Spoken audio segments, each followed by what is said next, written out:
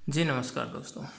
पिछले वीडियो में हमने देख लिया था कि कौन कौन से नीति निर्देशक तत्व भारत में कब कब आए, कौन से कॉन्ट्राडिक्शन उसमें और कौन से केस आए, फंडामेंटल जो राइट हैं और डीपीएसपीएस में क्या क्या कॉन्ट्राडिक्शन है, इन दोनों में क्या क्या मतभेद हैं, दोनों एक दूसरे से कैसे संबंध है, इन सब की हमने बात कर ली थी। अब हम एक एक नीति निर्देशक तत्वों को देख लेते हैं कि आर्टिकल में क्या क्या लिखा हुआ है।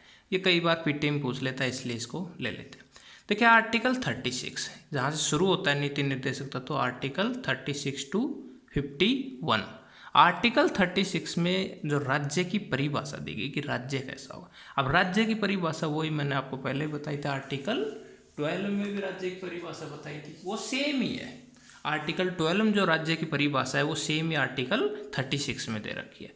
आर्टिकल 37 ये कहता है कि भाई देखिए, जहाँ तक हो सकेगा राज्य नीति नीतियों का निर्माण करेगा और नीतियों का क्रियान्वयन भी करेगा, जहाँ तक हो सकेगा, जहाँ तक उसका वश चलेगा। लेकिन वो न्यायालय में परिवर्तनीय नहीं है। लेकिन न्यायालय में परिवर्तनीय क्या है? Fundamental right. नीति निर्देशक तत्वों को न्यायालय में अपरिवर्तनीय माना है, इसलिए मैंने क्या लिखा, न्यायालय में अपरिवर्तन। न्यायालय में जाके आप ये नहीं कर सकते कि राज्य ने ये नहीं किया। साहब वो राज्य का काम है, राज्य करे तो करे, नहीं तो नहीं करे। और विभिन्न सरकारों की अलग अलग योजनाएं, अलग अलग उनका माइंड सेट, उस हिसाब से वो काम करते हैं। आर्टिकल 38 में भारत में कल्याणकारी राज्य की स्थापना की गई कि भारत वही एक वेलफेयर स्टेट होगा। अब वेलफेयर स्टेट किसको बोलेंगे? देखिए वेलफेयर स्टेट उसको बोलेंगे जिसमें ज़्यादा से ज़्यादा लोगों की आय में समानता हो, वही वेलफेयर स्टेट होगा। आय में समानता हो, सामाजिक, आर्थिक, राजनीतिक समानता की बात की गई, उसी को वेलफेयर स्टेट बोलेंगे। और इसकी बात हम भारत के संविधान की प्रस्तावना में हम देख चुके थे कि भारत की संविधान की प्रस्तावना सामाजिक, आर्थिक, राजनीतिक न्याय की बात करती है। वहीं आर्टिकल 39 कहता है वही सामाजिक न्याय, समान न्याय, समाजवाद की बात की गई। समाजवाद वर्ड को 1976 में भारत की प्रस्तावना में जोड़ा गया। उसमें यही कहा गया कि भाई देखिए, संसाधनों पर विकेंद्रीकरण हो, किसी एक का अधिकार नहीं हो, सब में बराबर के बटें, हो सके जितना लोगों में समानता हो, संसाधनों पर सबकी पहुंच सुनिश्चित हो सके, उनका वितरण सुनिश्चित हो सके और उनका प्रयोग जहाँ तक हो सके वो जनहित में हो, मतलब सबके लिए हो वो, न कि किसी एक के लिए। ठीक है। और उसमें सरकार भी कुछ काम करेगी कि न्यूनतम आवश्यकताओं की पूर्ति। जैसे सरकार ने, आपने देखा कि मनरेगा को लागू किया तो न्यूनतम कुछ रोजगार कुछ तो मिले लोगों को, काम करने के लिए लोगों को रोजगार मिले, लोगों में समानता लाए, लोगों को पैसा दे, कोई ना कोई बहाना तो चाहिए सरकार को लोगों में समानता लाने का। इसमें बाद में आर्टिकल 39(1) भी जुड़ा, जिसमें मतलब जो लोग हैं, जो कई बार ऐसा हो जाता है कि कई लोगों को कानूनी सलाह लेनी होती है लेकिन वो मिल नहीं पाती, तो उसको निःशुल्क कर दिया गया। जैसे नालसा वगैरह एक्ट लाया गया। 942 का जो अमेंडमेंट आया, 42 जिसमें 39(1) को जोड़ दिया गया कि अगर कोई ऐसा है लोग हैं, उनको कोई कानूनी सलाह चाहिए तो वो निःशुल्क सरकार दे देगी। ये सरकार का दायित्व है डीपीएसपी के तहत। आर्टिकल 40 में ये कहा गया कि भाई शक्तियों का विकेंद्रीकरण होगा। और शक्तियों का विकेंद्रीकरण कैसे होगा? ग्राम स्तर पर ग्राम पंचायतों का गठन किया गया। ग्राम पंचायतों में पंचायती राज व्यवस्था लागू की गई, स्थानीय स्वशासन लागू किया गया, नगर स्वशासन लागू किया गया। ये सब डीपीएसपी में आता है, जिसमें ग्राम पंचायत हो गई, नगर स्वशासन हो गया, स्थानीय स्वशासन हो गया। इनकी हमने बात भी आपसे पहले की थी कि 73rd जो अमेंडमेंट आया 1993 में, उसमें क्या किया गया? ग्राम पंचायतों की बात की गई। ये हमने देख लिया था 11वीं अनुसूची में। मैंने देखा, जब मैंने अनुसूचियाँ पढ़ाई थी उसमें बताया था कि ग्राम पंचायतों का गठन होगा 11वीं अनुसूची के अनुसार। 73वां संविधान संशोधन 1993 में बात की गई।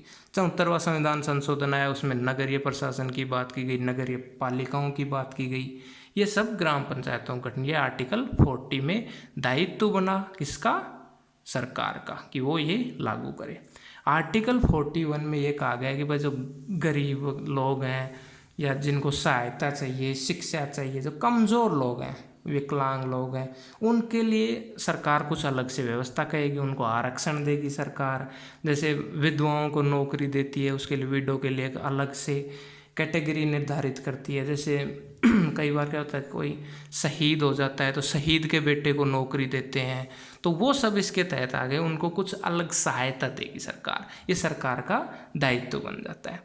फिर आर्टिकल 42 की बात आई। आर्टिकल 42 में कहा गया कि भाई देखो, कई कार्यस्थल होते हैं, जैसे कोई काम कर रहा है, कोई मनरेगा का काम चल रहा है, उसमें मानवोचित दशाओं का तो ध्यान रखा ही जाएगा कि जैसे छोटी मोटी चीज़ें होती है, जैसे टॉयलेट्स बने होने चाहिए, वो बनेंगे, कोई पालन घर होगा वो भी बना होना चाहिए, कोई बच्चे हैं छोटे, अगर कोई लेडीज़ काम कर रही है, उनके छोटे बच्चे हैं, उनके लिए कोई दाई माँ चाहिए तो वो ज़रूरी है। ये छोटे छोटे काम है, जो काम किसके दिए गए हैं, DPSP में दिए गए हैं कि सरकार ये छोटे छोटे काम जरूर लागू करेगी। आर्टिकल 43 में कहा गया कि भाई लोगों को उन्नत जीवन मिले, मतलब लोगों की जो रहने की दशा है, लोगों का जीवन स्तर है, उसको बढ़ाया जाए। अब जीवन स्तर कैसे बढ़ाया जाएगा? एक तो ये कहा गया कि भाई हर क्षेत्र में सरकार न्यूनतम वेतन निर्धारण करेगी। न्यूनतम वेतन कैसे कि कोई कैटेगरी है या कोई क्षेत्र है, उसमें अगर 10,000 रुपये न्यूनतम वेतन है तो उससे कम किसी को नहीं मिलेंगे। कम से कम रोजी रोटी या कम से कम जो न्यूनतम वेतन है वो तो सबको ही मिलेगा, बाकी अपने टैलेंट के अनुसार आगे। इसमें ट्रस्टीशिप का सिद्धांत अपना लिया। अब ट्रस्टीशिप सिद्धांत महात्मा गांधी ने दिया था, और साफ साफ आपको बता रहा हूँ कि महात्मा गांधी के द्वारा किया गया ट्रस्टीशिप सिद्धांत या गांधीवादी सिद्धांत भी भारत के DPSP में अपनाए गए हैं कि भारत कैसा देश होगा, कल्याणकारी देश होगा। औद्योगिक प्रतिष्ठानों में क्या होगा, मालिक, जैसे वो वाला व्यवहार नहीं होगा कि जैसे पहले होता था मालिक मजदूर, अब ये व्यवहार नहीं कर सकते आप। अब मालिक मालिक नहीं होगा, मालिक को आप संरक्षक कह सकते हैं, बस कामगार कह सकते हैं जो काम कर रहा है। ये भाषा के आधार पर या लिंग या वतन, इनके आधार पर कोई भेदभाव नहीं होगा। अब आप सब बराबर के हो, डेमोक्रेटिक कंट्री है, DPSP इसमें मौलिक अधिकार है, इसमें वेलफेयर स्टेट है, इसमें सबका सम्मान करना पड़ेगा।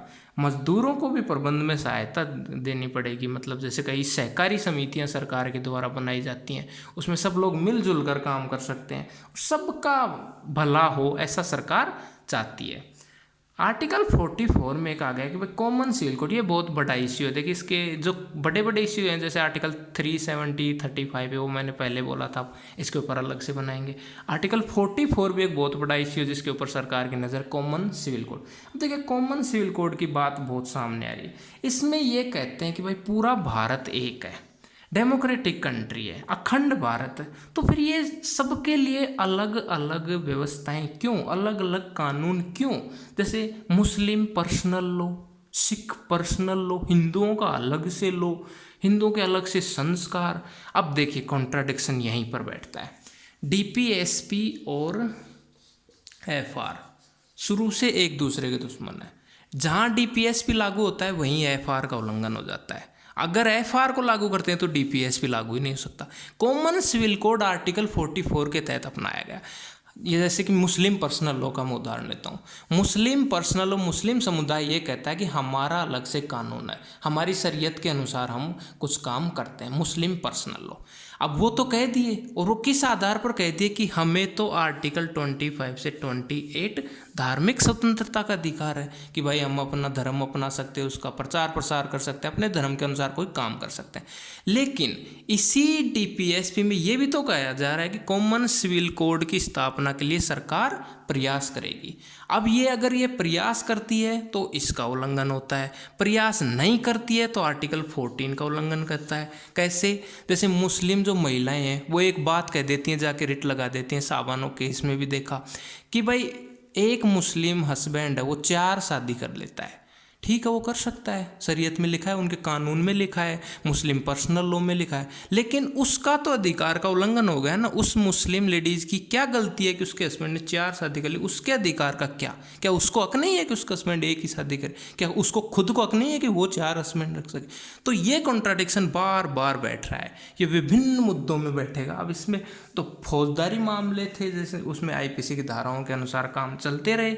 दीवानी मामलों में धर्म के आधार पर कानून, ट्रिपल तलाक कानून, ये चलते रहे। इसके ऊपर अब प्रतिबंध भी लग गए, आधे को मैटर को सुलझा लिया गया, आधे कुछ बाकी हैं जिनके ऊपर सरकारें अपना अपना काम कर रही हैं। ट्रिपल तलाक को इसमें से हटा दिया गया। अब ट्रिपल तलाक यही मुद्दा था, अब कहीं ना कहीं कॉमन सिविल कोड के ऊपर भी बात चलेगी। ठीक है, ये डिबेट का इश्यू है, इसको देखते हैं बाद में क्या क्या चलता रहता है। फिर आया आर्टिकल 45। अब देखिए आर्टिकल 45 में क्या कहा गया है कि भाई देख, पहले तो मैं आपको एक बात बता दें कि 6 से 14 वर्ष के बच्चों को देखभाल और शिक्षा की व्यवस्था कौन करेगा? राज्य। अब ये बात 3 बार सामने आ चुकी। मैंने आपको FR में आर्टिकल 21 में एक बात बताई थी कि 6 से 14 वर्ष के बच्चों को अनिवार्य रूप से शिक्षा मिलेगी। अब ये शिक्षा कैसे मिलेगी? उन बच्चों को ये अधिकार आर्टिकल 21 के तहत कि वो 6 से 14 वर्ष के बच्चों के अधिकार आर्टिकल 21 के तहत कि वो निःशुल्क और अनिवार्य शिक्षा प्राप्त कर सके। ठीक है, ये आर्टिकल 21 की बात होगी। वही बात मैं कर रहा हूँ आर्टिकल 45 में। आर्टिकल 45 में 6 से 14 वर्ष के बच्चों को निःशुल्क अनिवार्य शिक्षा देने का दायित्व दिया गया। किसको? राज्य को। राज्य को ये दायित्व दिया गया। ये किसका है? अधिकार है बच्चों का, और ये क्या है? दायित्व। DPS भी तो एक दायित्व है ना सरकार का कि वो सरकार ये सारे काम लागू करे।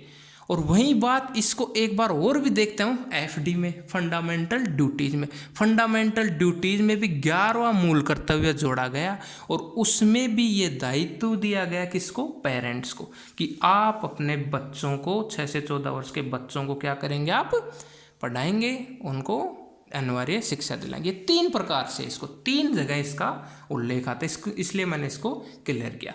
45 जो ए जुड़ा था, जो 86 जो 45 आर्टिकल 8 था, वो 86 कॉन्स्टिट्यूशनल अमेंडमेंट एक्ट जो आया था सन 2002 में, उसमें इसको जोड़ दिया गया कि भाई 6 से 14 वर्ष के बच्चों को क्या होगा? अनिवार्य रूप से निःशुल्क रूप से शिक्षा दी जाए। ठीक है, इतनी बात हो गई। अब उसके बाद आर्टिकल आता है 46। आर्टिकल 46 में ये बात कही गई, साहब डस्टर कहाँ है? 1 सेकेंड। Via article 46। आर्टिकल 46 में ये कहा गया कि भाई जो SC ST या जो लोअर जो तबका है जिसका विकास नहीं हो पा रहा था, जिसमें अनुसूचित जनजाति अनुसूचित जाति क्षेत्र है, उनके जीवन स्तर में सुधार के लिए सरकार प्रयास करेगी। उनका शोषण नहीं होना चाहिए, उनको न्यूनतम का दर्जा नहीं दिया जाना चाहिए, उनको समाज की मुख्य धारा में कैसा लाना जाया चाहिए, उसके लिए विभिन्न योजनाएं बनाएगी सरकार। अब उसी में आ जाता है फिर ये आरक्षण वगैरह। ये कॉन्ट्राडिक्शन किससे हो रहा है? आर्टिकल 15 से। आर्टिकल 15 या आर्टिकल 16(4). आर्टिकल 16(4) विभिन्न जो SC ST OBC उनको आरक्षण दे रहा है, या प्रोन्नति में आरक्षण देना, उसका कॉन्ट्राडिक्शन किससे है? 46 से। अब ये सरकार का दायित्व हो गया कि SC ST OBC ये जो भी तबके हैं जिनका विकास नहीं हो पा रहा है, उनके जीवन स्तर में सुधार करे। ठीक है। आर्टिकल 47। आर्टिकल 47 में सरकार ने क्या दायित्व अपनाया कि भाई पोषण स्तर में सुधार करेगी। जो भी गरीब लोग हैं, जो भी गाँव के लोग, उनके पोषण स्तर में सुधार करेगी, लोक स्वास्थ्य में सुधार करेगी, जीवन स्तर में सुधार करेगी। इसके लिए सरकार ने विभिन्न योजनाएं चलाई। जैसे आपको देखा होगा कि जो गवर्नमेंट स्कूल्स हैं, गवर्नमेंट स्कूल्स में मिड डे मील का देना, मिड डे मील बच्चों को मिलता है, डेली दूध मिलता है बच्चों को, केले वगैरह फ्रूट्स वगैरह मिलते हैं, विटामिन A और आयरन की गोलियां दी जाती हैं, बच्चों को दी जाती हैं जिन बच्चों में आयरन की कमी होती है। आजकल सैनिटरी पैड्स भी उपलब्ध करवा रही है गवर्नमेंट। जो किशोरी बालिकाएं हैं उनके लिए सैनिटरी पैड्स उपलब्ध करवा रही है। दलिया वगैरह दिया जाता है, ये इसी के तहत किया जाता है। ये सरकार का दायित्व है कि गांव के बच्चे, जो पिछड़े बच्चे, उनके पोषण स्तर को कैसे सुधारा जाए। टीकाकरण की व्यवस्था इसमें की गई है, पोलियो की दवाएं इसमें पिलाई जाती हैं। इसमें बहुत सारी योजनाएं हैं। अब योजनाएं इन्हीं के ऊपर बनती है। जैसे आपने देखा होगा आयुष्मान भारत योजना, आयुष्मान भारत योजना प्रधानमंत्री नरेंद्र मोदी ने लॉन्च की देश स्तर पर आयुष्मान भारत योजना। अब आयुष्मान भारत योजना में ये है कि 5 लाख तक का इलाज फ्री है। ये किसके तहत की गई? भाई लोगों के जीवन स्तर और स्वास्थ्य को ध्यान में रखते हुए। ये सरकार का दायित्व है ना DPSP के तहत कि वो प्रत्येक नागरिक को सारी सुविधाएं मुहैया करवाए, मुफ्त में मुहैया करवाए। निःशुल्क जाँच आजकल हो गई। मुख्यमंत्री अशोक गहलोत जो राजस्थान के, उन्होंने मुख्यमंत्री निःशुल्क दवा योजना लागू की। ये सब किसके तहत आ रहा है? ये पोषण स्तर, स्वास्थ्य, जीवन स्तर को ऊंचा करने के लिए। तो राज्य का ये दायित्व बनता है कि वो अपने नागरिकों को पोषण का ध्यान रखे, उनके जीवन स्तर का ध्यान रखे, उनको उचित व्यवस्था करे।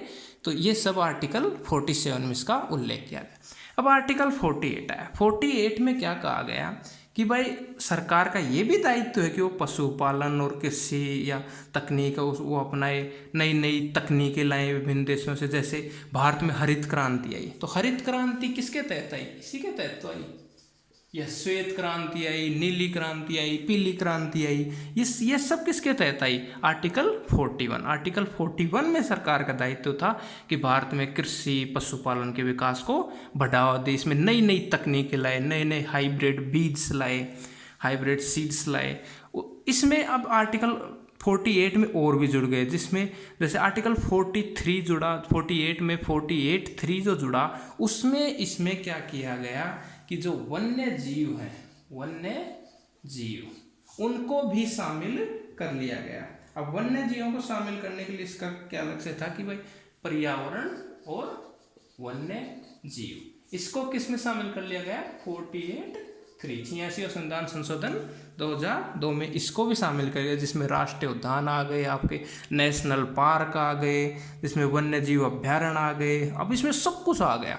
टाइगर प्रोजेक्ट्स क्या चल रहे हैं, एलिफेंट प्रोजेक्ट्स क्या चल रहे हैं, विभिन्न जीवों के लिए हम क्या कर रहे हैं, वेटलैंड को कैसे हम संभाल रहे हैं, ये सब कुछ किसके अंदर आ गया? आर्टिकल 48(3) के अंदर आ गया। ठीक है, ये भी सरकार का दायित्व है कि सरकार पशु पक्षियों का, वन्य जीवों का संरक्षण करे। ठीक, आर्टिकल 49 में कहा गया कि भाई सरकार एक दायित्व और है, वो ये कि सरकार इस बात का ध्यान रखेगी भारत में जितने पुरातत्व स्थान हैं उनका संरक्षण करेगी, जितने स्मारक हैं, जितने किले हैं, जैसे मुगल काल के या सल्तनत काल के बहुत सारे ऐसे किले हैं, ऐसे स्मारक हैं जिनका वैश्विक बहुत ज़्यादा इम्पोर्टेंस है, UNFCCC के उसमें भी आते हैं, वो कैटेगरी में भी आते हैं। ताजमहल हुआ मान लो, ऐसे कुछ स्मारक हैं। Sorry, light is gone, light चली गई है, पर छोड़िए, 2 ही आर्टिकल पढ़ते हैं। आर्टिकल 49 में स्मारक और पुरातत्व स्थलों का संरक्षण करेगी सरकार।